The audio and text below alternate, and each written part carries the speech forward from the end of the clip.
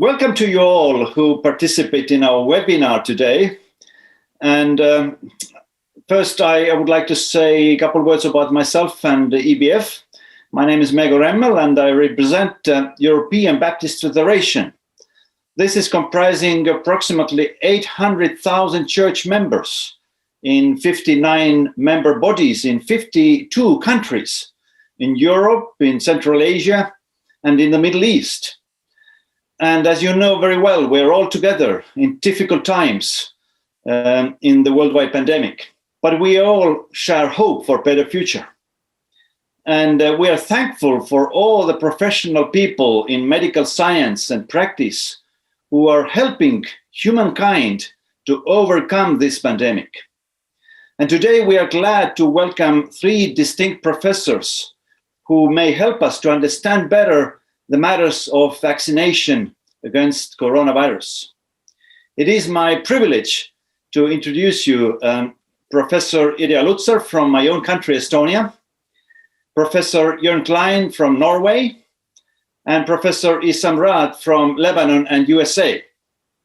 Just a week ago, Professor Irja Lutsar was awarded the Order of our President as the most well-known professor of medical microbiology in our country, because she has been the head of scientific council to our government controlling COVID-19. And she has been very well respected specialist in our country, and we are very honored that she can be with us today. She works as a professor in Tartu University. Professor Jörn Klein is working in the University of South-Eastern Norway, and his responsibilities in microbiology, epidemiology, and infectious disease control.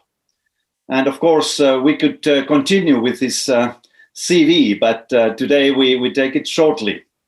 And then Professor Issam Raad is the president of the Health Outreach to the Middle East, as well as Fletcher Distinguished Chair and Professor, Chair in Department in Infectious Diseases, Infectious Control and Employee Health at the University of Texas, Anderson Cancer Center. And he has other roles also as well. And so it is my honor to conversate with you and also mediate some questions from our participants to you as we go toward the end. Now, as you listen and you may have questions, please write them to the chat. And our assistant, Helle Licht, will help us to get the picked up questions, and then our participants in the panel can respond. But now, let's go and start. And my first question would be to you all, that you would shortly introduce yourselves as professional, but also your spiritual background is concerned. And maybe Professor Irja, you can start. Thank you very much, and good evening, good morning, or I don't know. I know where Texas is. I did my fellowship in Dallas, Texas, so but that was some time ago. Yes, I'm a professor in clinical microbiology at the University of Tartu, and my background is pediatric infectious diseases. I've been around for a number of years, worked thus far, did my fellowship in Dallas, and I started, in fact, my fellowship in Moscow, but then Soviet Union collapsed, and then I continued my fellowship in Dallas, Texas. And then I was working for Pfizer also in central research in UK. And now I'm back in Estonia already for 15 or 20, almost 20 years. And as Meg already said, sort of my relationship with coronavirus started about a year ago when Prime Minister at that time, almost everybody who started with me with coronavirus is gone now. And only the scientific board is the only remaining body in Estonian government. Everybody else, the health department, everything has changed. So we started with coronavirus, then I'm heading the scientific board of the coronavirus, or fighting with the coronavirus in Estonia. We have done until very recently quite well, but now the rate of new cases is very high, and especially in northern part of the country, and we also have hospitals are starting to fill up. So we are really sort of first time in the second wave. We are now going to tougher restrictions. So that's why the country was relatively open, but there comes a time people got very relaxed, and this new British strains coming into the country that all accumulated, and now we are almost the leading country in Europe in terms of new infection.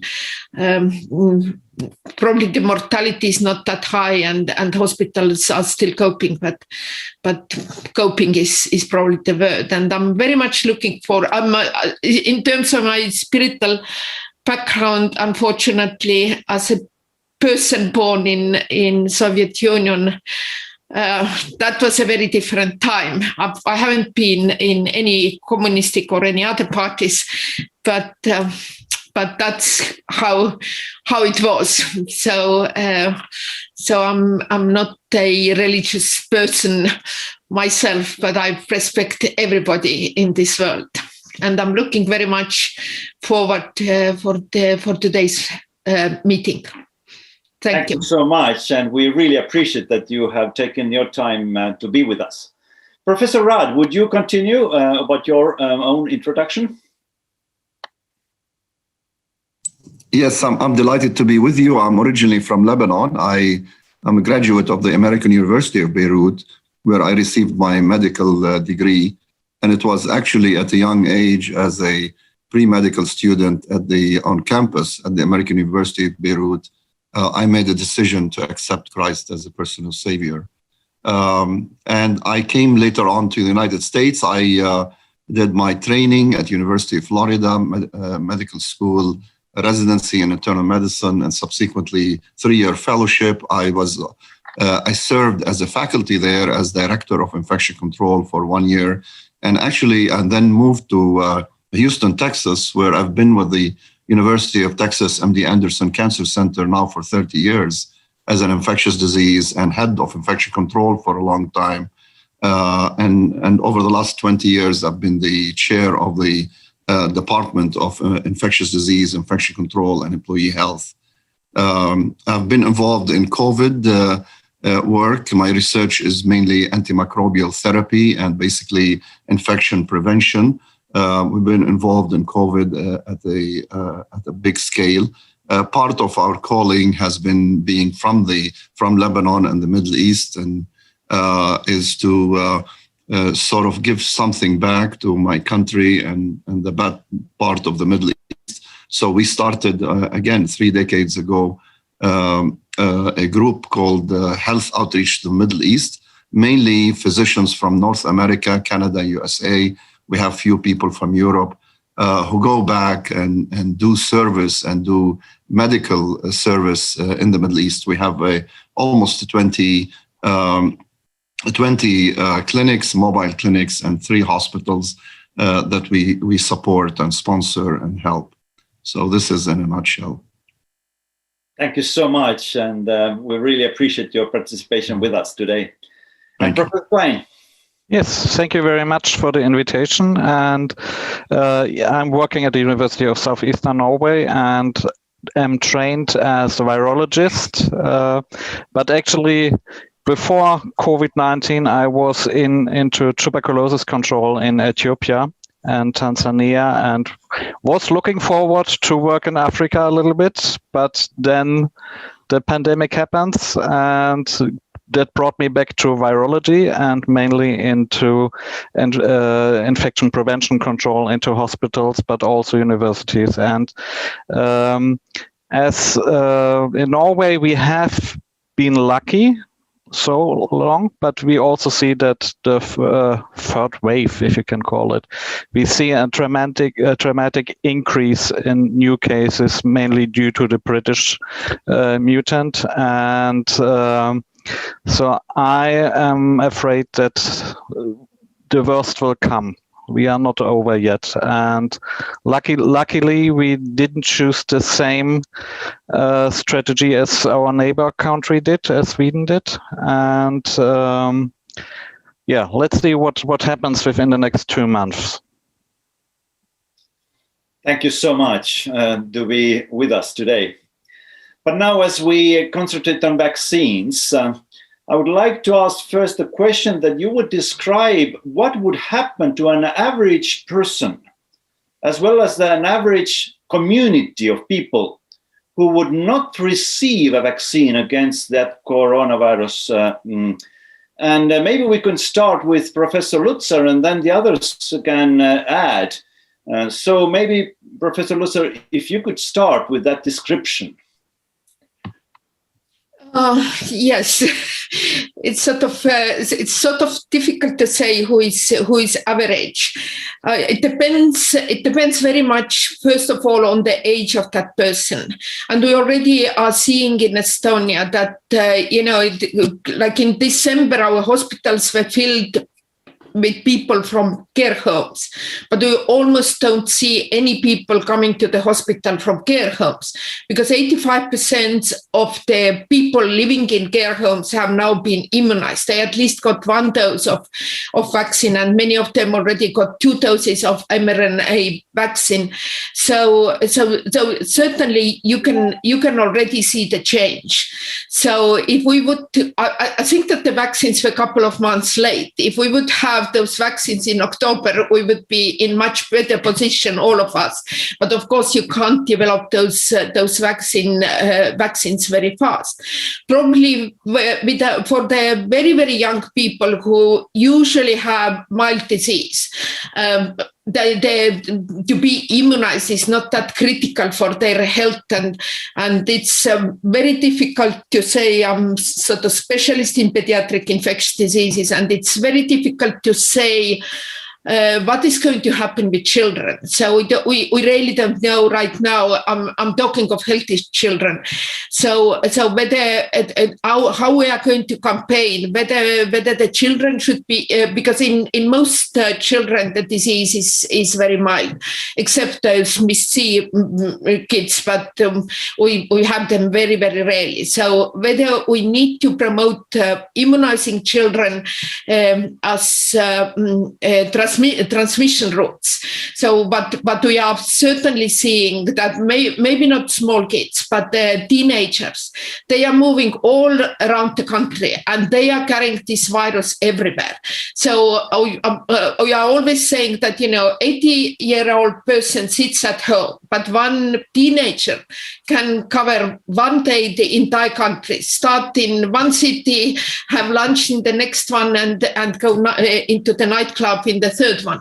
So I'm not very clear right now how we are campaigning this pediatric immunization when vaccine comes around. But for elderly people, we already see that the changes are already happening as we speak. And also the data coming from Israel, from UK, go to the same, show the same things. So I really hope, I'm strongly believe that if we want to end up this epidemic quickly, then vaccines are the only way to go.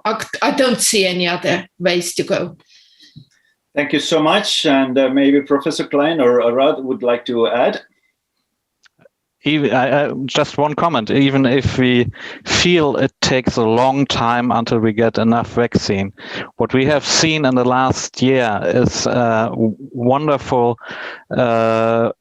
It's science, how it works. So within 1 year, we got not only one, we got several functionable vaccines and effective vaccines, a process that takes usually more than 10 years. So even if we have the feeling, and I have that as well at the moment, that it could go faster, we are already fast. Thank you. Yeah, I would like to add that if you look at the spectrum in terms of what we have offered, basically the public in terms of COVID-19, and here I would like to really concur with my colleagues.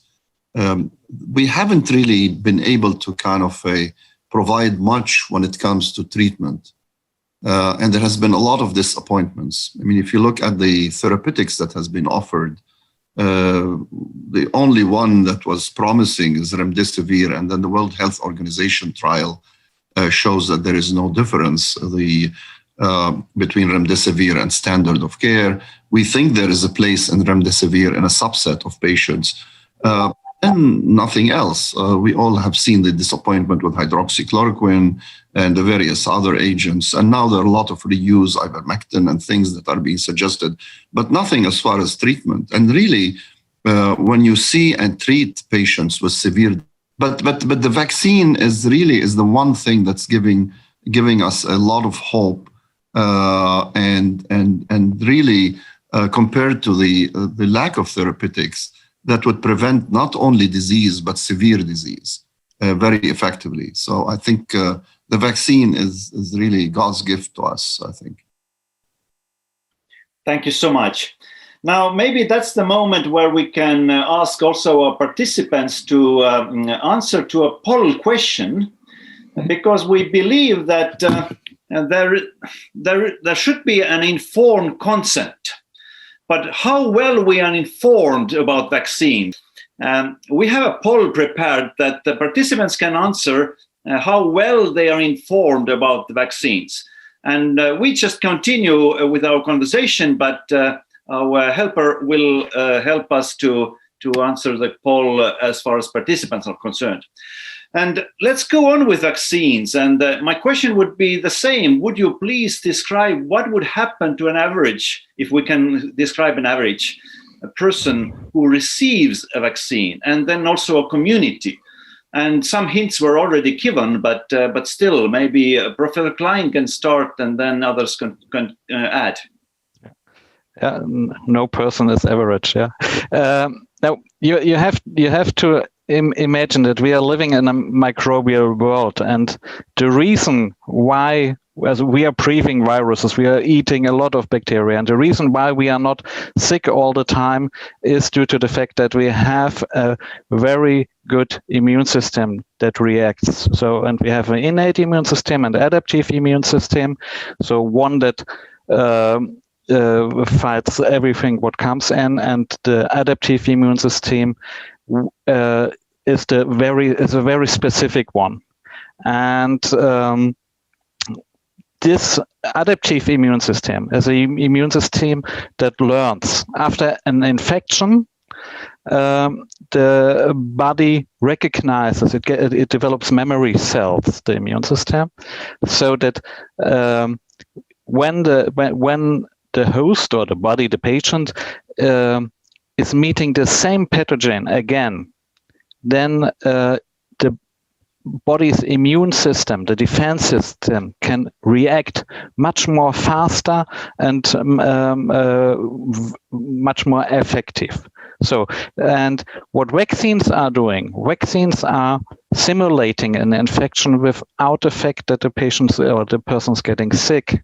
So, it's a kind of theater, you can imagine. So a vaccine gives the body the illusion that there is a pathogen, a disease-causing microorganism in place, and then the immune system can learn and react when it meets the real disease-causing microorganism. Then it can react much more faster, and that leads to the fact that a single person most likely, if this person becomes sick, not really get in a dramatic way sick. So the cause of the disease will usually be mild or not even happen at all. So that's what happens with one person. But there are also persons and people who cannot be vaccinated, and there we're talking about the society. For example, small babies, cancer patients, other persons who have decreased immunity, they can not get their own vaccine. And there we need to build up something what is called herd immunity. And to be really clear here, herd immunity is something what is be achieved only by vaccination and not by infection. So if we have, for example, with SARS-CoV-2, so the causative agent of COVID-19, we think that approximately 70% of the population needs to be vaccinated.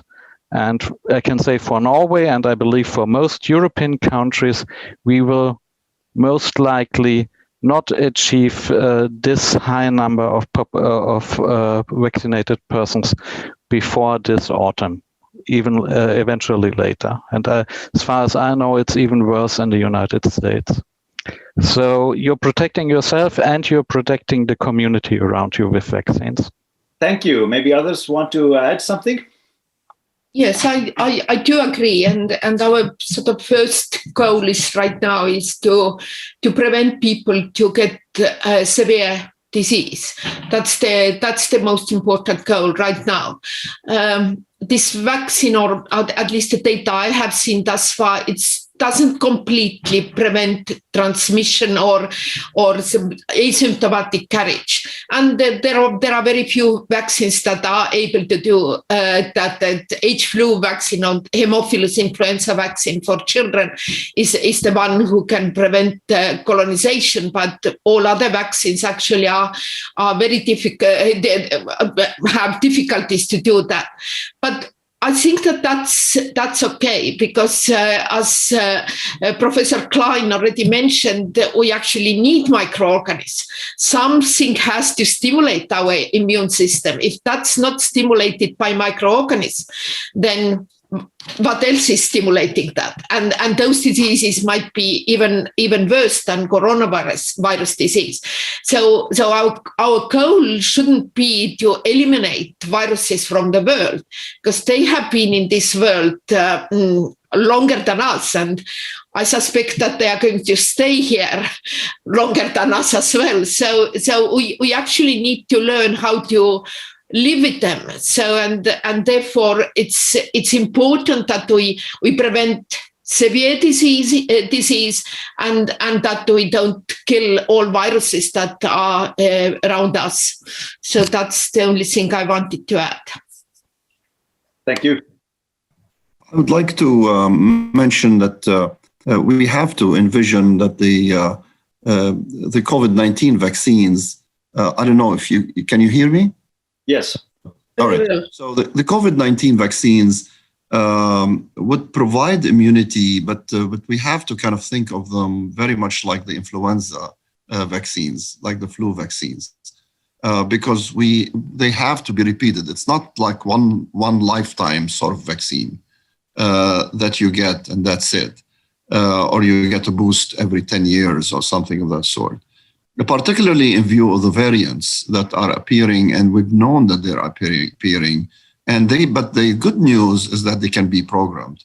And this should not put us in a hopeless situation that say, well, how long? We don't know exactly how long will they sort of carry the immunity forward. And this needs, as Professor Klein has mentioned, a sort of combination of a follow-up, not on terms of the antibody response and the neutralizing antibodies, but also the cell-mediated immunity. But I think so far, we have seen something reasonable that would carry us through for certainly some time, possibly up to 6 months. We have data at this point in many of them. But these should be repeated. And the appearance, and there is a race out there between the new variants and the vaccines, and the ones that the vaccines are not effective against. We should make a good opportunity of the fact that now they work basically against the most common and widely distributed variant. And for the mRNA vaccines, they have activity against the UK strain, the B117. And we should make use of that opportunity. They have less efficacy or activity against the South African strain, and certainly less on the Brazilian. But we should make use of this opportunity that we have a vaccine that is active against most of the strains out there, and it would give us an opportunity until we have a herd immunity to achieve herd immunity down the line within the next 6 months. And then there should be always the possibility to have another shot of a vaccine to carry us for the next year. But we need to kind of reach that thing in around possibly 9 months from now, that level where we have that kind of enough herd immunity through the vaccine. May I just add something, because some of our listeners could misunderstand something. The ChAdOx vaccine, the AstraZeneca vaccine, or Oxford vaccine, what is also called, is also very effective, and it may not prevent mild symptomatic, but it is very effective with regard to severe disease. Just to be clear here. Okay, Yes. Thank you. Now, of course, there are always side effects with every vaccine, and one should always consider them. And my question would be, and maybe Professor Raad can start, what might be the worst side effects with the vaccines against COVID-19? And how often, statistically, such serious side effects would appear? And where and why would you draw a line of safety in using such vaccines anyway? And Professor Raad, maybe you can start and others can add. Yeah, I'm reminded of that statement that my professor who taught us in medical school used to say, that any vaccine or a drug without side effects is without any effect. So with any of these, there should be side effect, basically. But you have to balance the risk-benefit ratio, which we call. And the risk-benefit ratio is what is the risk and how bad are these side effects versus the actually benefit that you have. I think what's important to mention, especially with the side effects of vaccines, is that if there are side effects, they prove actually that the vaccine is working. Because that means the side effects are very often caused by the immune system, and that means the immune system is triggered. But I think Professor Raad is back now. Yes.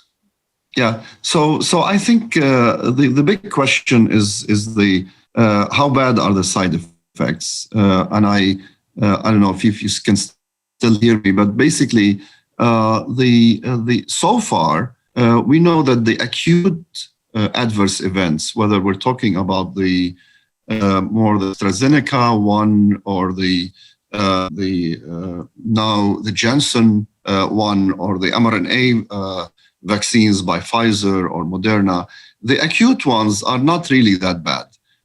And there are some adverse events, fatigue is one of them, but they're all kind of reversible, and they certainly fever that could occur, but they can disappear within 48 hours. And the rate of these adverse events is not very high. So it's comparable to other vaccines. The big question has been the long-term adverse events. And the long-term adverse events, there been a lot of concern, and this might lead to another question, with the mRNA vaccines. Do they mix mRNA with the DNA? Would they ultimately cause cancer? Would they cause autoimmune diseases if you build antibodies? And this is a very complicated question. We might never discover the answer to this on the long term, but we can, based on scientific evidence, really postulate that the likelihood of this is very low. The reason is basically the mRNA as a protein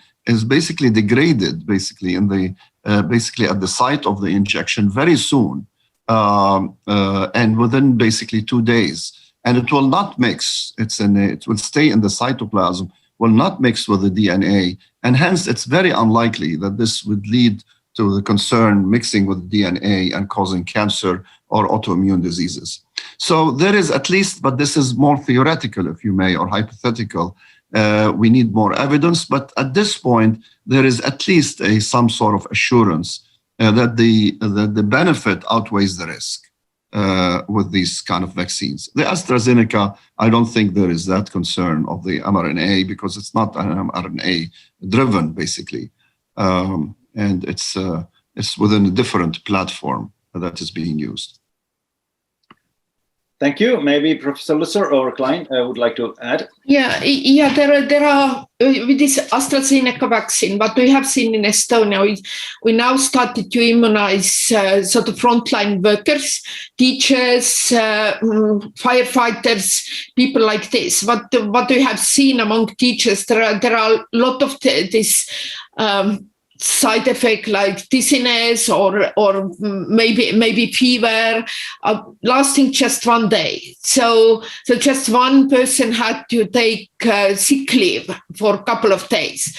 Most of them, there are a lot of people who feel, I don't know, maybe a little bit also psychologically, they feel dizzy after the immunization, but it lasts very short period of time. If you compare the disease, there are people who have been in the hospital for weeks, and after being in the hospital for weeks, they are still having side effects or having effects of disease for months. So it's nothing compared with the disease.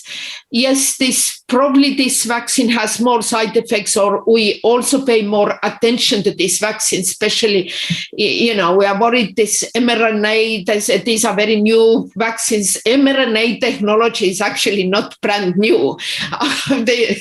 This has been around for a long time, but it's probably didn't reach to the clinic or was about to reach to the clinic, and then the COVID came. So it's not that the vaccine was made overnight or in 7 days. So this technology has been worked and made safe. So I really and I agree with Professor Raad that we don't know the long-term effects, but people who have been in clinical trials and those people who have been immunized, all countries are actually following those people. And if anything comes up, then obviously in nowadays world, we will very soon know it. If something happens in Lebanon, I think that in half a day it's known in Estonia. So that's sort of a good and bad thing. So that's I just wanted to add. Thank you. What I'm usually telling concerned people who are asking me with regard to side effects to the vaccine, that eventually they need to take a day off after the vaccination if they get some head pain, headache. But then they should take a paracetamol or an aspirin, but they should not read the side effects from the painkiller, because they are usually a little huge as well. So I've just to mention it, the vaccines around are safe. Okay, thank you. You have already mentioned the so-called mRNA vaccines, and maybe some people are not really familiar with that. Would you a little bit explore that? What type of vaccine is that, and how safe is that? Yeah, these are the two vaccines that were first appeared. Basically, I mean, the clinical trials were completed. Among the first were these two. One is produced by Pfizer, which is now being distributed worldwide, and the other one by a company in the United States called Mrna.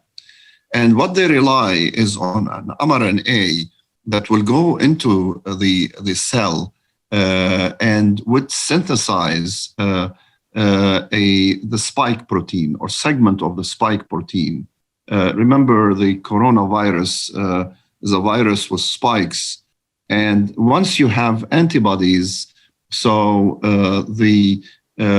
basically the system would really then have developed antibodies, or what we call as neutralizing antibodies, the body system towards the spike protein.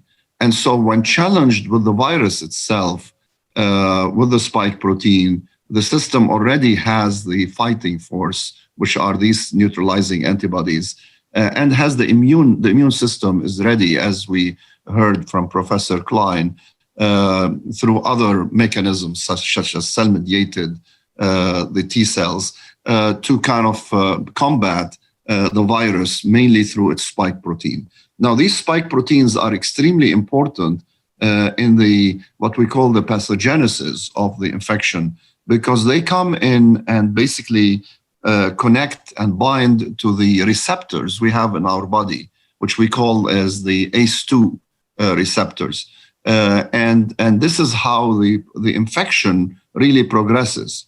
So if you have antibodies, neutralizing antibodies that would attack it from your system to these spike proteins, then you prevent them basically from doing the damage, and you neutralize basically the virus. It's a very intelligent form. The other vaccines, many of them really target this kind of the spike antibodies, but they provide actually the spike antibody into another framework, such as the framework of the adenovirus, like with the AstraZeneca and so forth, a different platform. So they're different, but they don't rely on the mRNA. Any addition from other professors? I just tell to students that mRNA vaccine is like a recipe. The body is given the recipe, and it has to do then to induce production of spike antibodies. So that's probably easy to find because there are different vaccines, and some of them are in the market. There are also these old ones, the inactivated vaccines. They are not in Western market, but several Chinese vaccines are actually those inactivated vaccines. This is very old technology. You just inactivate the virus and you're ready to go. So but all vaccines really induce antibodies against spike proteins. So that's it was an excellent overview given by Professor Raad, but I just wanted to bring a simple understanding.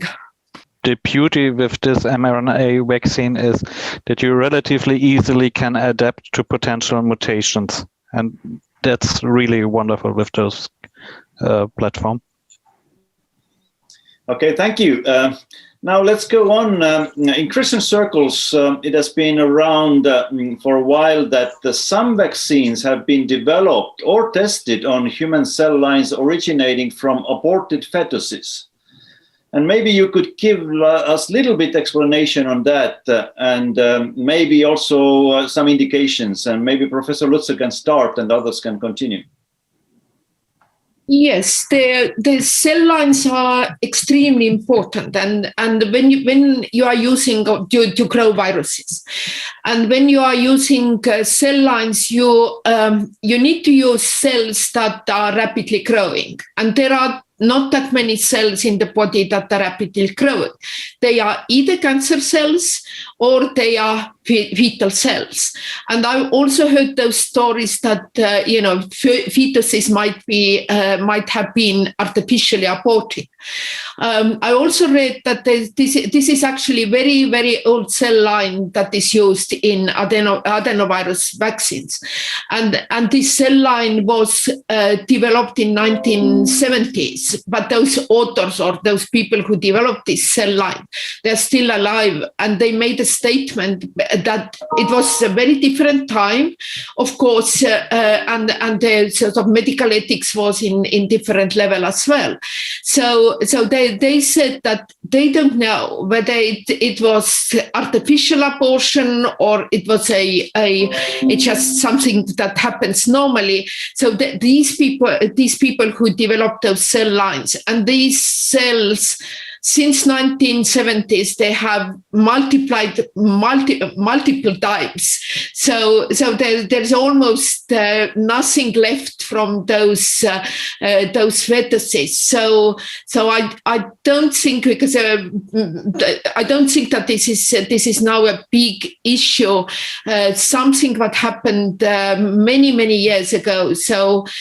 But we need the cell lines are still still the best way to develop or to grow viruses. There aren't that many alternatives right now. So if we want to have those viruses, then they need to grow on the cells, because in contrast to bacteria, they don't grow on culture media. We don't need live cells for bacteria, but for viruses we need culture cells, because the viruses are unable to survive independently. Bacteria can, but viruses always need to have a host cell, because viruses can't produce energy by themselves. So therefore they need the host cell machinery to produce energy and to multiply by themselves. So this is absolutely essential, but this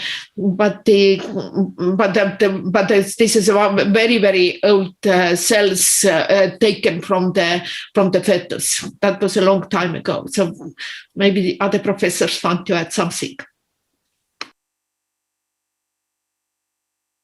Yeah, go ahead.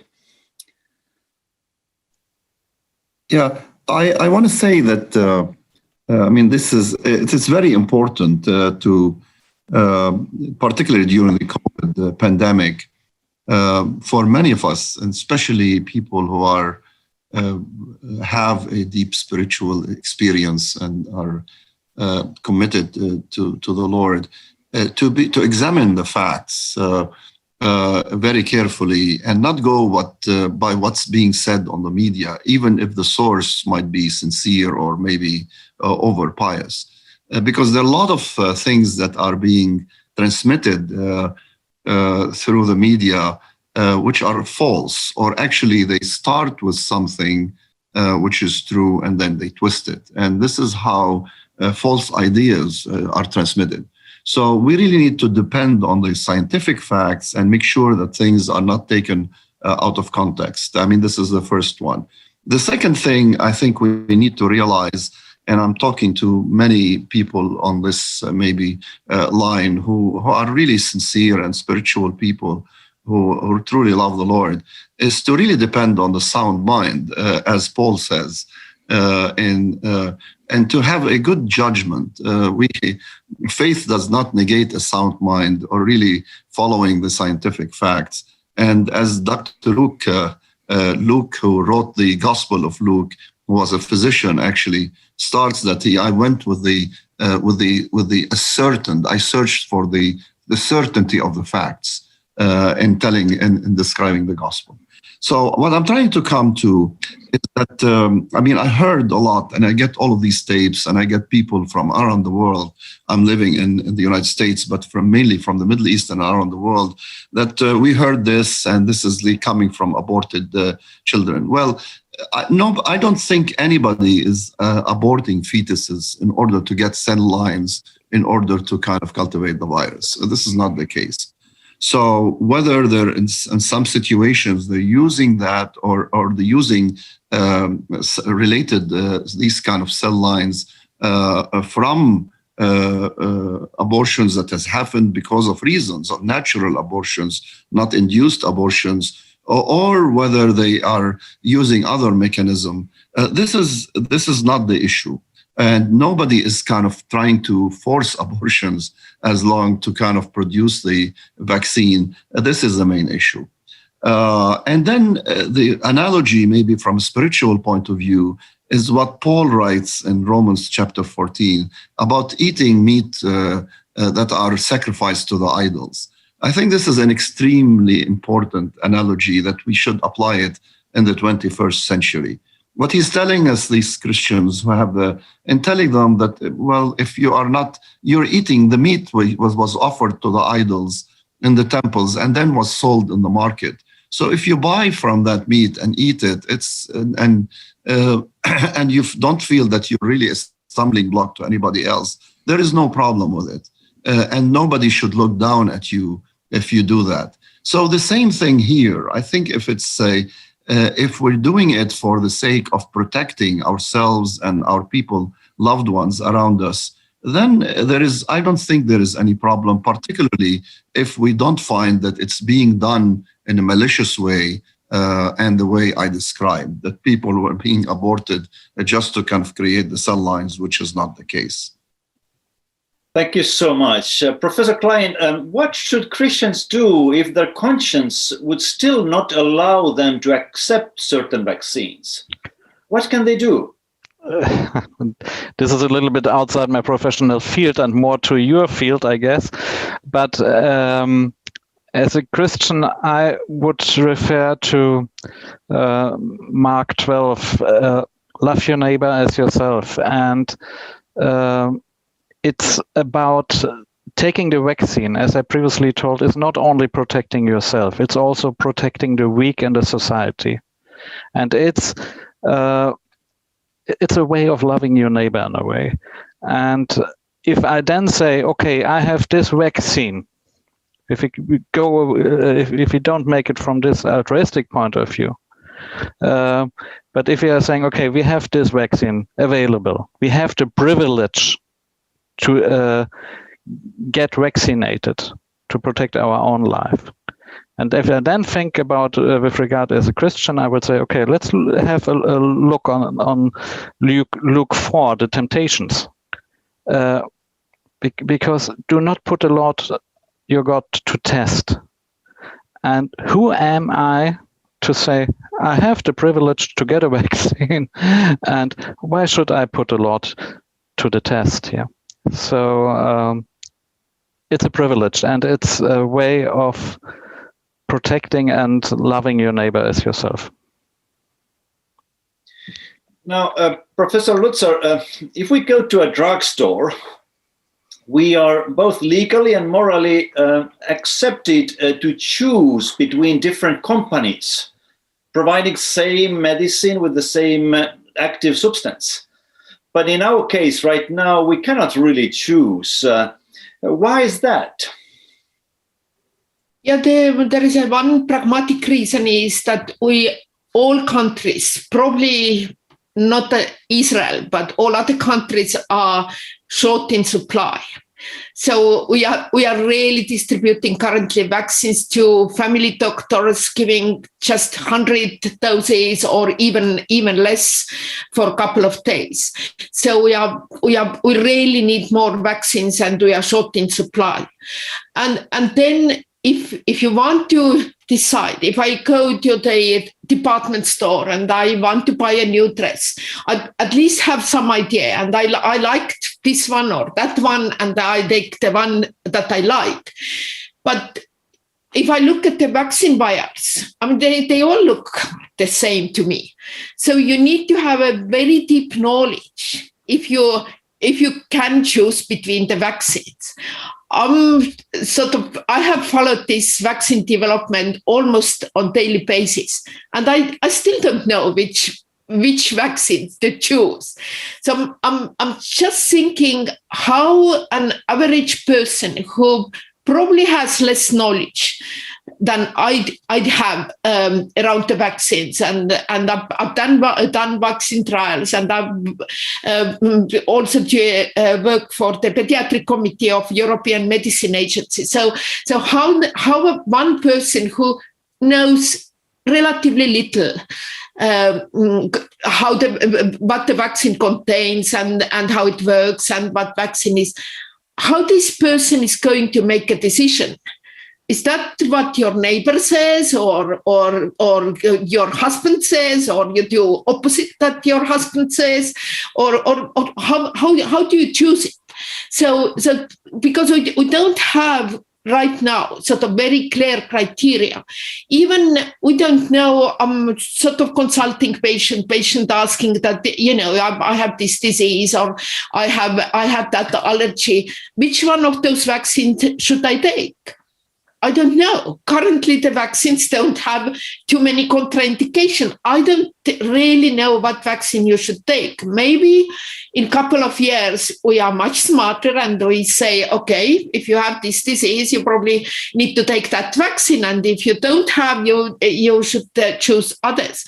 But at the moment, we are not in the position to pick up the best vaccine, because I don't know. All vaccines I have seen thus far are equally good in preventing severe disease. And that's what we should aim for. So not at the moment, but the times may come that you can cherry pick those vaccines. Since our time is running fast, I would go on. And I know that Professor Raad may leave us a little earlier because of other duties.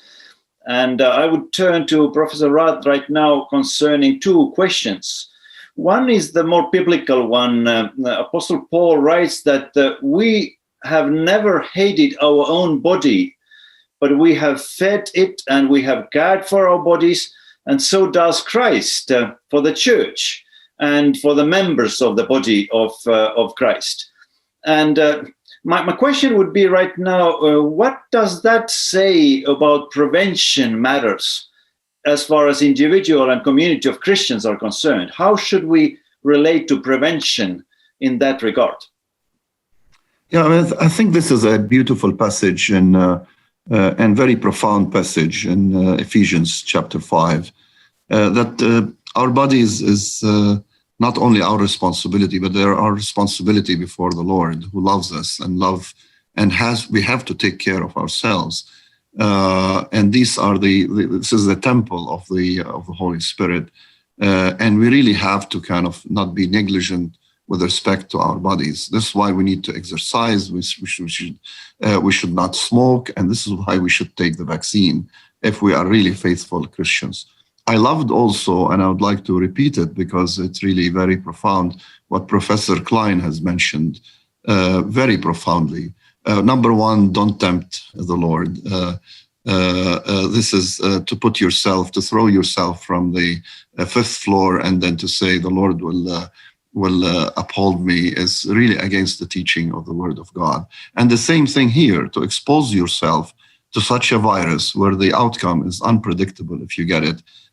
While you have the vaccine, it's your responsibility, and you're really tempting the Lord. And the third one is also what he mentioned, Professor Klein, so beautifully, is that love your neighbor.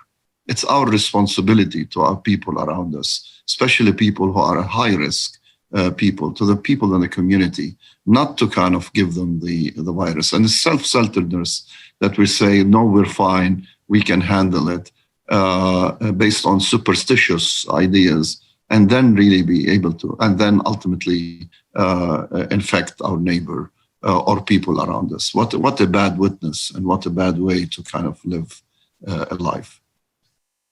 Thank you. And I have my second question also to you, and maybe it's another side of the coin. It seems that some countries like Israel right now are very much ahead of others. And there may be the case in future where some countries, some people are more better off than the others. And we are creating a kind of two-tiered world of citizens, communities, societies. And how can we go with that, or what should we do about it? And maybe Professor Raad can start, and then others can continue. Yeah, I think one of the things that we learned from the pandemic is that we're ultimately one world. I mean, we might be different nations, and this virus is not a respecter of borders or cultures or. Here they had the idea that this will remain in China, and it did not, and it crossed here, and we paid such a heavy price because it's one common virus and is affecting all of us. And really, for the nations worldwide, the powerful nations and economically strong nations, really to be, they have to think, otherwise it's to their detriment. Because if you vaccinate, for example, people in the United States or Europe very well, would you ultimately be able to prevent the traffic from other less privileged countries who are less vaccinated and continue to harbor the virus? And it's going to continue to spread, and you're going to continue to have different variants, and it's going to continue like this. So really, I pray wholeheartedly for a worldwide effort that there will be fairness and equity in the way we distribute the vaccine and provide that. This is the test for all of us, which in this broken world, unfortunately, might not happen the way many of us desire. In Israel is another situation, and it's heartbreaking because they did such a great job in vaccinating now very rapidly a more than 50% of the population, and it really paid off. And I think the big countries in the United States and in Europe will follow pursuit. But then there is the neighbors. There is the Palestinians, which have really suffered and have been really without the vaccine. And now, after a lot of pressure, they're allowing only the workers who work in Israel, who are really few. And I hope that they would reach out to their neighbors, the Palestinian people, because this is a step that would really create peace in our region and based on fairness, which is unfortunately, otherwise it would really throw the Palestinian people and the rest of these people into more frustration and ultimately extremism. Thank you so much. Maybe Professor Klein or Lutsar would like to continue and add something up. Yes, I just wanted to add that actually coronavirus has been a very good teacher of us, because it's not me, it's our society. And we have seen that also in prevention. Yes, young people, probably they have mild disease and they can go around. But young people have to make some restrictions in their life to protect their grandparents or grandparents, because that's our society. You can't take right now that, okay, I have mild disease, I can do whatever I want. You could lose your grandparents. And that's the same here as well. There is no use if Europe is well immunized and the virus is coming in from less privileged countries. So I totally agree with the World Health Organization, WHO. They always say it's not over before it's over in every single country. It's not the case that, in rich Europe, we immunize all of us. I understand that it's sometimes very hard to donate. We don't have enough vaccine by ourselves. And I know that the society would be very critical, but I think that we need to take a broader view and also donate some of our vaccine, even though we don't have it enough, as you would do in otherwise. And I think as Christians would too. We should give that also in those less privileged countries. It's not fair to just to look and see how people are suffering or people are dying, and we have the vaccine. So I think that's it. We need to change our life in this world if we want this world to continue. I absolutely agree, but I would go a step further, because this with donating the vaccine, that's the COVAX approach. COVAX is nice and fine, it was a good idea, but it failed actually. And what WHO is now doing is, it's called CTAP, and that's it goes further than COVAX, because it says, okay, we have not enough cake for everyone, let's share the recipe. And I think that's the way to go. And if we are willing and able to share the recipe, then we can get rid of this and also the other pandemics which will come. So we have to to accept that in this united world, it's not about earning money alone. And the problem with COVAX is that big pharma, we need big pharma, because without big pharma, we couldn't produce the vaccine, but we need to share the recipe. And that's an important issue. Thank you so much for these comments. And I just say that Baptist World Alliance, including also EBF, European Baptist Federation, are for such initiatives. And we have also made our own initiatives to support such initiatives. So it's really in harmony with everything we do also. I have one more question, and then we turn to our participants' questions.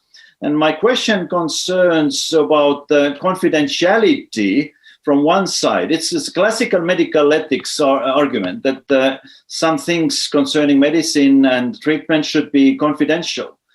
And from the other side, this kind of pressure that we should have passports for our vaccination to get some whatever services, like going to buy an airline ticket or things like that. How these things go alongside? Professor Lutsar, maybe you can start. Yes, it's a difficult question.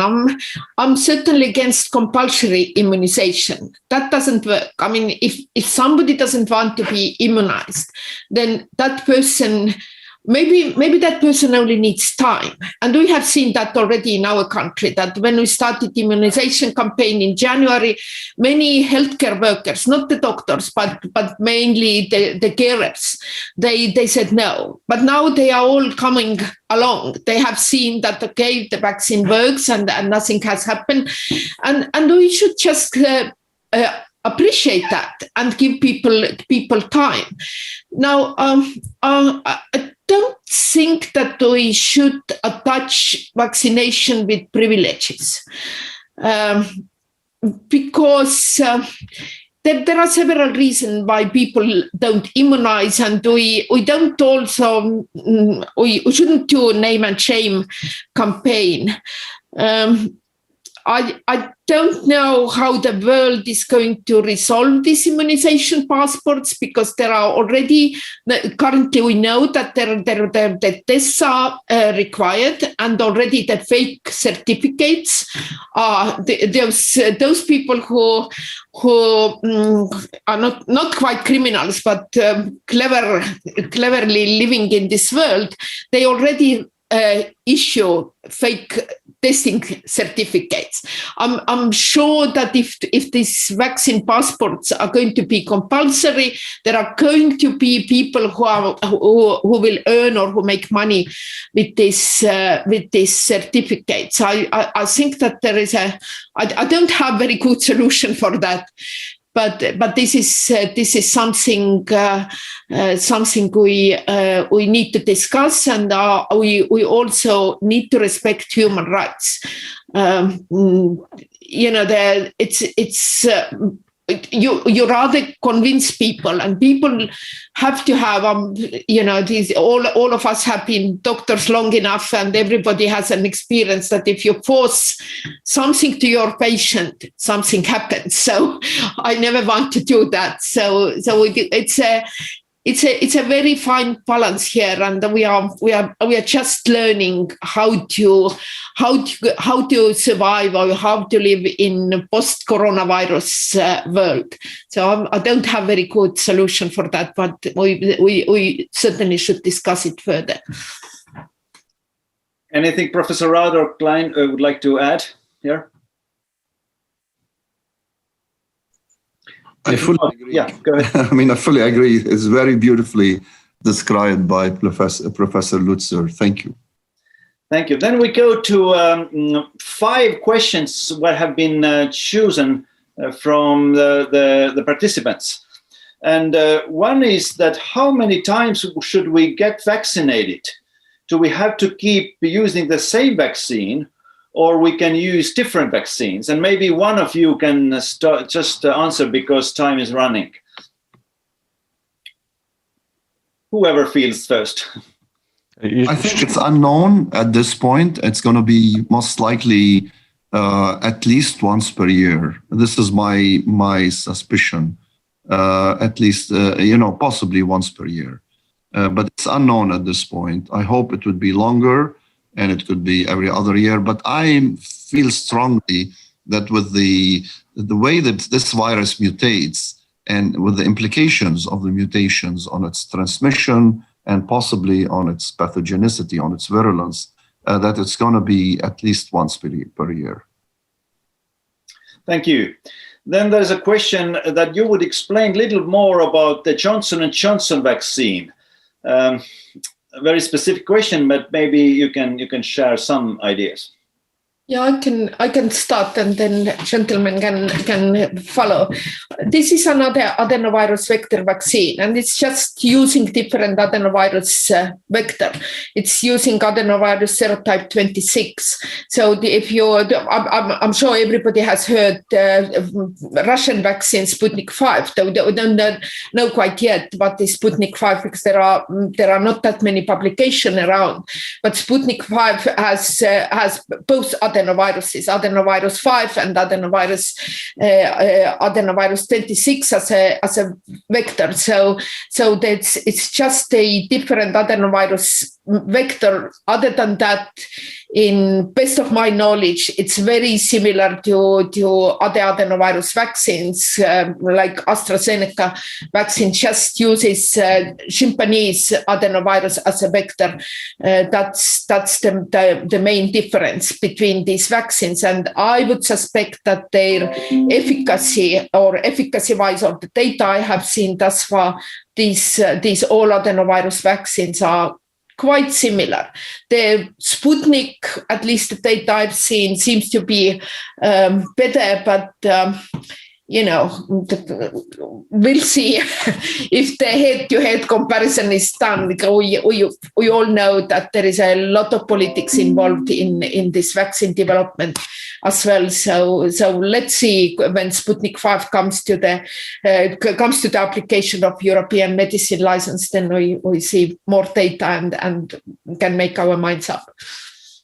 I think it's important to explain also that those adenovirus vectors, which are used as vehicles, they are not dangerous to humans. Good to know. Yeah. Now, there's a question, may I know a little more about Covishield vaccines? I think that's the attenuated from India, if I remember right. I have not seen many data on this. So I cannot say anything about it. Yes, I know that we have a worldwide audience, and but to the best of my knowledge, they haven't applied the license, at least not from European Medicine Agency. So they are sort of maybe used in India and surely used in India, but I don't know exactly either. So I think the point with this and the Covishield and the Sinovac from China is that they're using the originally virus SARS-CoV-2 and weaken it in a way that it will not lead to any disease. And that's an traditional, old-fashioned way with both advantages and disadvantages. But the point is that we need to see data, and there's not much published. Okay. And then there's a question, what's your opinion about old-fashioned non-mRNA Sinopharm or Sinovac vaccines?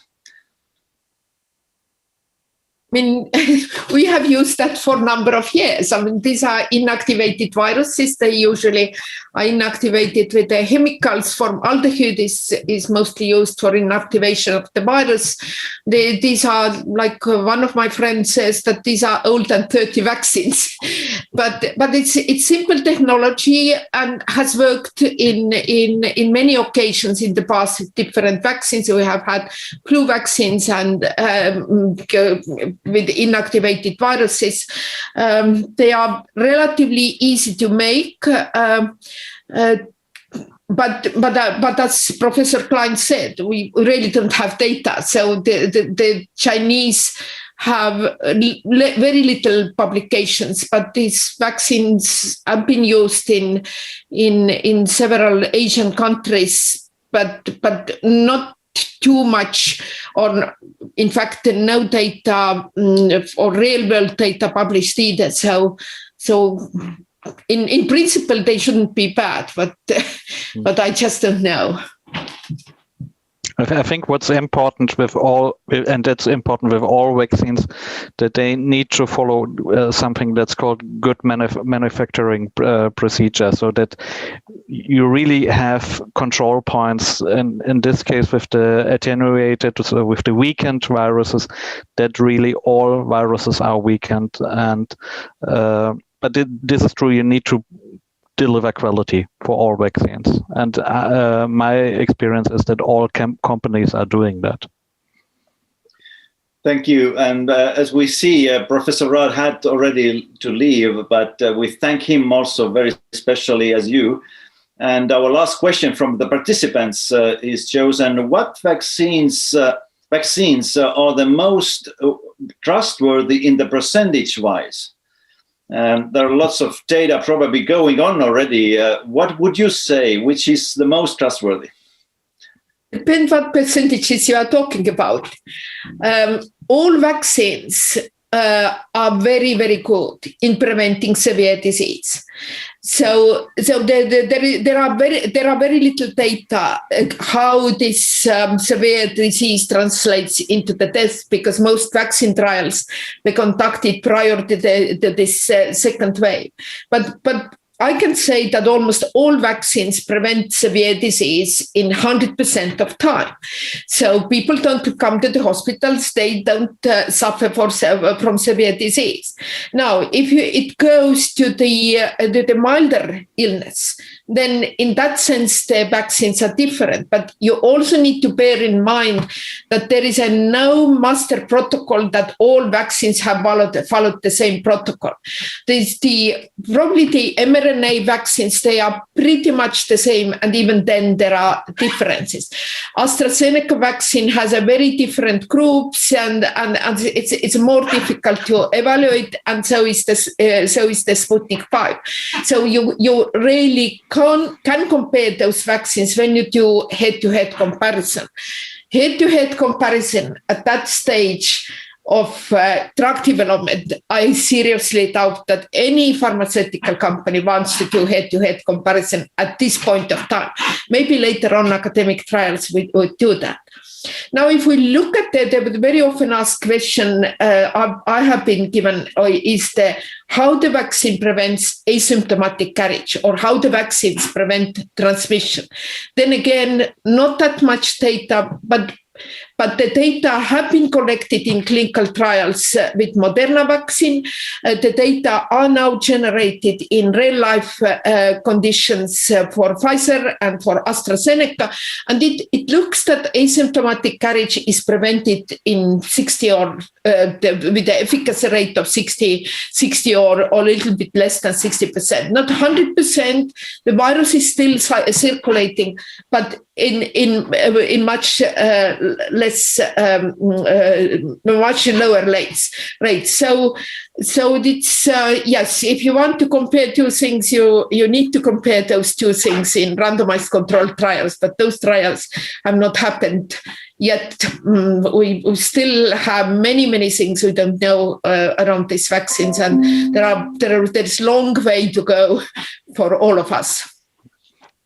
I think that what I agree with Professor Lutsar is you have those two effects of vaccine. The one is protecting the person itself, and the other one is protecting the society. And this is that with the carriage of